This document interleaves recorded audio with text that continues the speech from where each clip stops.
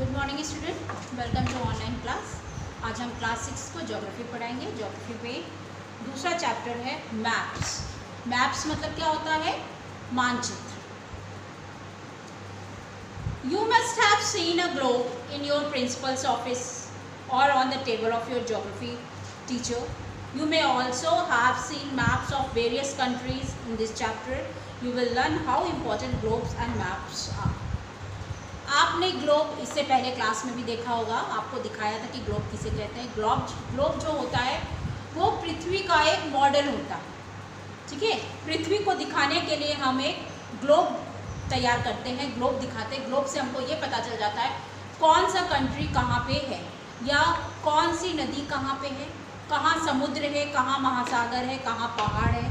ये सारी चीज़ें आप ग्लोब से देख सकते हैं। कह सकते हैं हम ये कि पृथ्वी का एक ये मॉडल है। आपने और मैप्स के बारे में कोई पढ़ा होगा, इससे पहले भी हमने आपको बताया था कि मैप मानचित्र होता है जिसमें हम छोटी छोटी चीज़ें, किसी देश की छोटी छोटी चीज़ें हम मैप से सर्च कर सकते हैं, मैप से देख करके पता लगा सकते हैं। अब जैसे इंडिया का मैप लिया, इंडिया के मैप में आप देखेंगे कि कहाँ पे पहाड़ है या किस स्टेट में कौन सी जगह कहाँ पे है ना।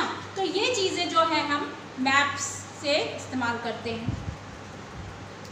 पहला है globe. We use a globe to represent the spherical earth. Globe को देख करके हम ये पता लगा सकते हैं कि जो हमारी पृथ्वी जो है वो चपटी नहीं है, वो स्फेरिकल शेप में है, यानी कि संतरे का जो आकार होता है उस शेप में हमारी पृथ्वी है। In other words, the globe is a model of the earth on a small scale. अगर हम दूसरे शब्दों में देखेंगे तो हम ये जानेंगे कि पृथ्वी जो है उसका एक मॉडल है ग्लोब, यानी कि ग्लोब से हम ये पता लगा सकते हैं कौन सा देश किस जगह पे है, कौन सा महासागर कहाँ है, कहाँ नॉर्थ पोल है, कहाँ साउथ पोल है। ये सारी चीज़ें मतलब एक बड़ी पृथ्वी का छोटे पैमाने में हम ग्लोब का इस्तेमाल कर सकते हैं।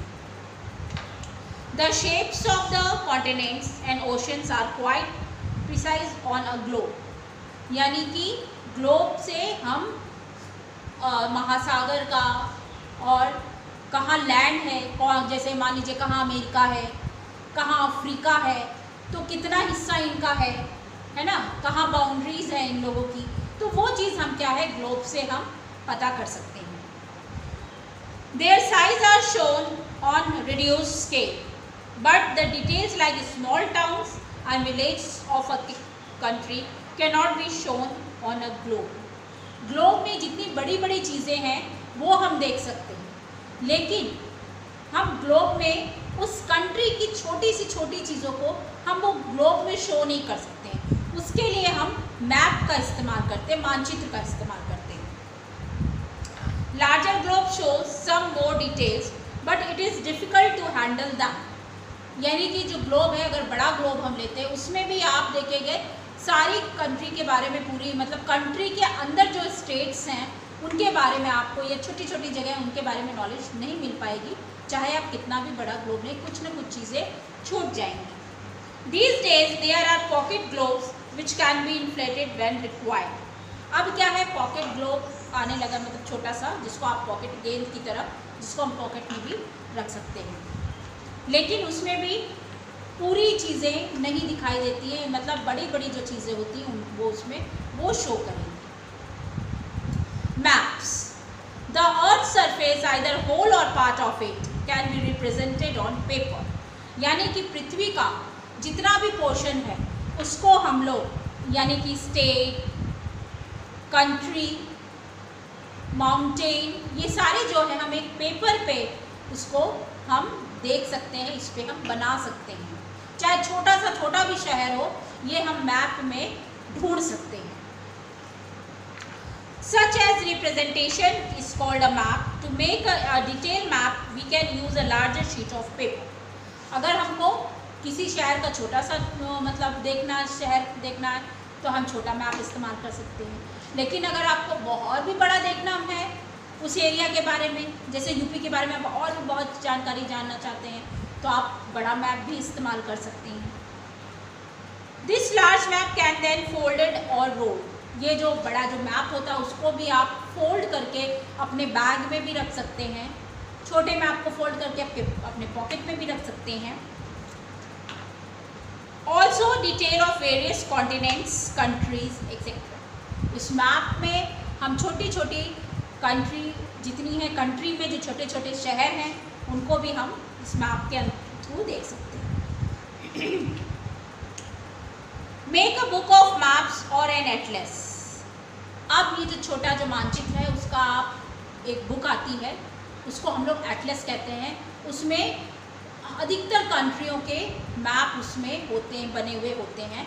मतलब स्टेट जो है, हर कंट्री में जो शहर हैं वो उसमें शो होता है, उसको हम लोग एटलस कहते हैं, मैप कहते हैं। The map in an atlas will usually contain more information than a large globe. Map से हम ग्लोब से ज़्यादा जानकारी जो है हम मैप से पा सकते हैं। ग्लोब बड़ा होता है, आप हर जगह ग्लोब को नहीं ले जा सकते, लेकिन मैप जो है वो पेपर पे बना होता है जिसको आप ले जा सकते हैं, कहीं पे भी रख सकते हैं, फोल्ड करके बैग में रख लेंगे या अलमारी में रख लिया, जब आपको ज़रूरत पड़ी उसको निकाला, उसको खोल करके देख लिया। Maps can have more information and are easier to handle than globes. Map को हम ग्लोब की अपेक्षा ज़्यादा इजीली वे में इस्तेमाल कर सकते हैं, देख सकते हैं। आप देखिएगा जैसे कोई अगर एक जगह से दूसरी जगह जा रहा है, उसको रास्ता नहीं पता है, कार से अगर कोई जाता है, मान लीजिए कोई प्रयागराज से दिल्ली जा रहा है तो उसको रास्ता नहीं पता कहाँ कैसे पहुँचना है, तो क्या करता है, मैप में सर्च करता है, मैप में देखता है कि कहाँ कैसे कैसे जाना है, तो वो उस जगह पे पहुंच जाता है। तो मैप जो है वो पेपर पे बना हुआ होता है। आजकल देखेंगे मैप आप मोबाइल में भी देखें, मोबाइल में भी फीड रहता है। तो मैप जो है आप पेपर में कहीं पे भी ले जा सकते हैं, कहाँ पे क्या चीज़ है वो पता कर सकते हैं। लेकिन ग्लोब में आप ऐसा नहीं कर सकते। ग्लोब में खाली बड़े बड़ी चीज़ें उसमें नज़र आती हैं, जैसे एक कंट्री हो गया, महासागर हो गया, ये सारी चीज़ें आप ग्लोब में देख सकते हैं। अब है मैप, तीन प्रकार के हैं। पहला है फिजिकल मैप। फिजिकल मैप किसे कहते हैं? These are maps which show the natural features on the earth surface like mountain, plateau, plain, rivers and so on. Physical map, ये जो हमारा जो है फिजिकल मैप है, फिजिकल मैप उसे कहते हैं जो जैसे नेचुरल चीज़ें जो हम उस पर देख सकते हैं, जैसे कहाँ पे पहाड़ है, माउंटेन है, कहाँ पे प्लेन एरिया है, ज़मीन भूमि है, कहाँ पे प्लेटू है, छोटी छोटी पहाड़ियाँ हैं, कहाँ पे नदियाँ हैं, और कई चीज़ें जो नेचुरल चीज़ें हैं जो हम मैप से, ये जो फिजिकल मैप है उससे हम देख सकते हैं। दूसरा है political map. These maps show boundaries of countries and of the state within the countries. They also shows the location of cities and town. ये जो मैप है पॉलिटिकल मैप, इससे क्या होता है कि हम किसी देश की बाउंड्री पता कर सकते हैं, कहाँ से कहाँ तक की है। जैसे आप मान करें, सपोज करें ये हमारा इंडिया है, इंडिया के बगल में आपका पाकिस्तान है, तो पाकिस्तान और इंडिया की कौन सी बाउंड्री कहाँ से कहाँ तक है वो मैप में शो करता है। या आप देखिएगा एक तरफ चाइना, चाइना और इंडिया की बाउंड्री कहाँ से कहाँ तक है वो शो करता है। तो ये चीज़ जो है ये पॉलिटिकल मैप है। इसे हम किसी भी, या अपने ही इंडिया में अलग स्टेट जैसे